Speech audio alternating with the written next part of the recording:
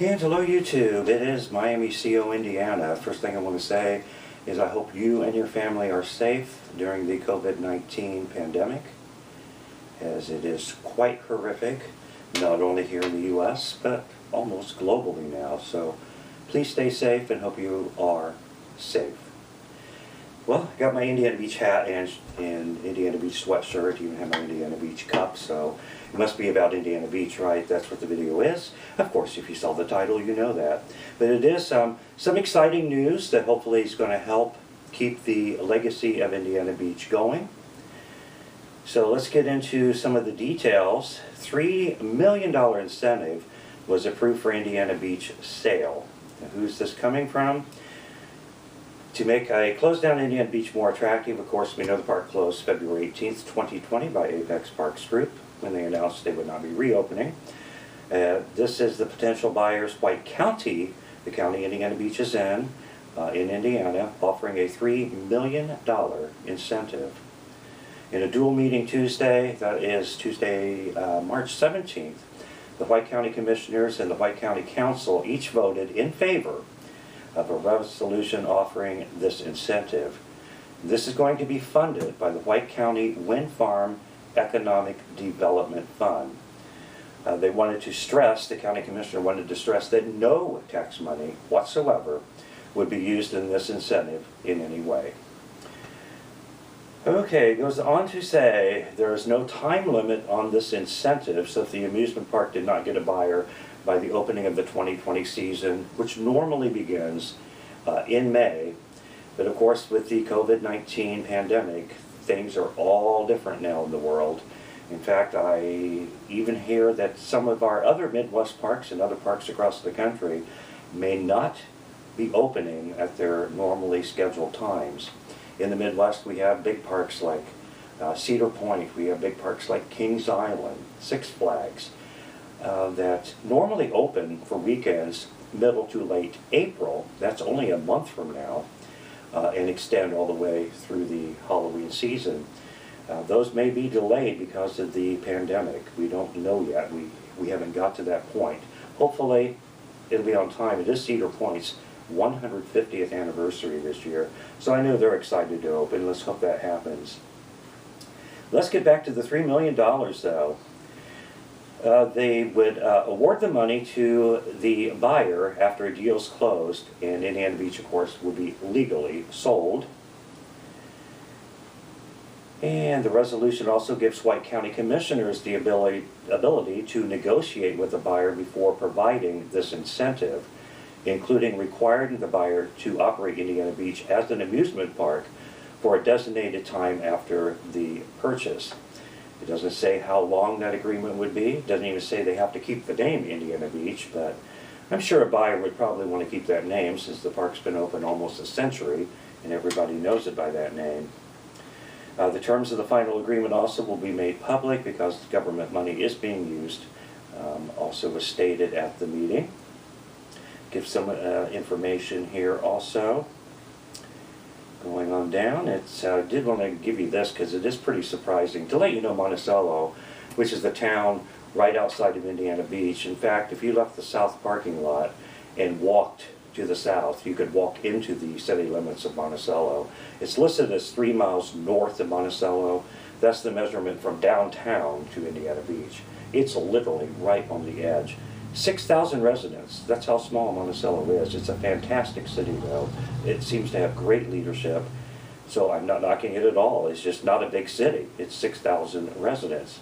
But a survey was done in 2002. So this survey has been done quite some time ago by Purdue University Economic Study estimated the total benefits of more than $60 million annually is generated by tourism to White County.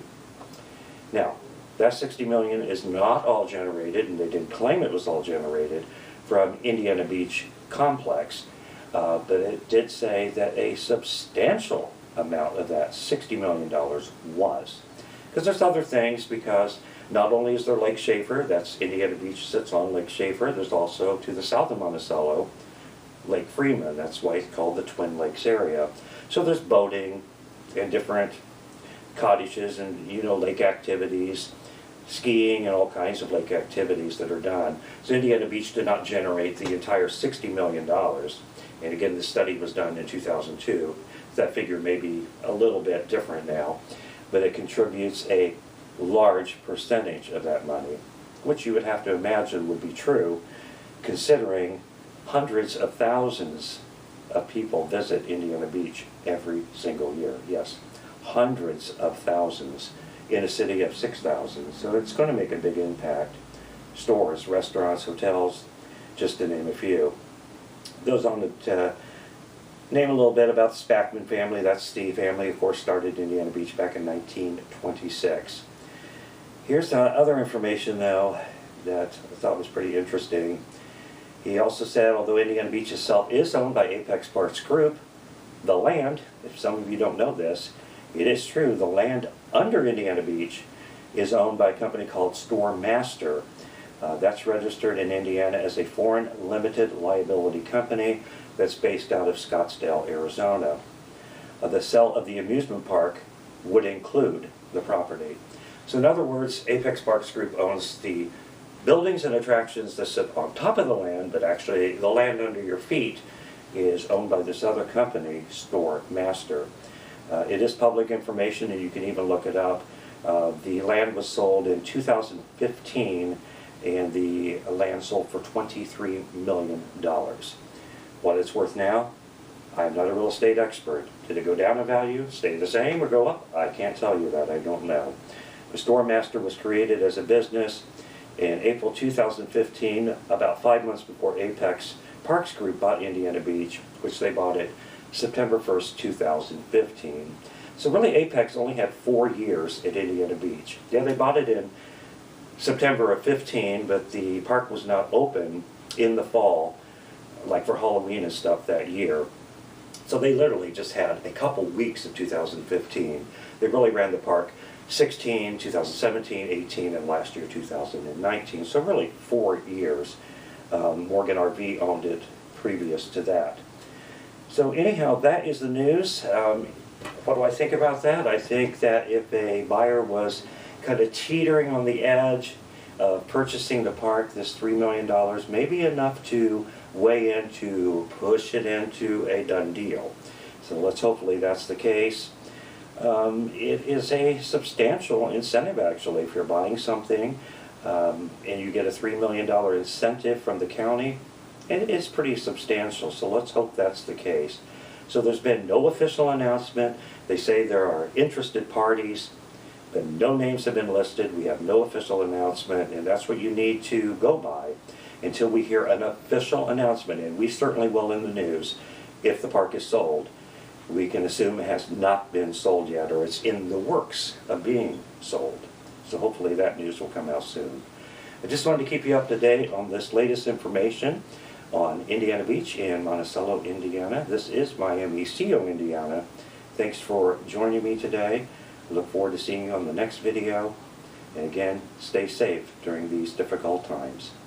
Have a great day. So long, everyone.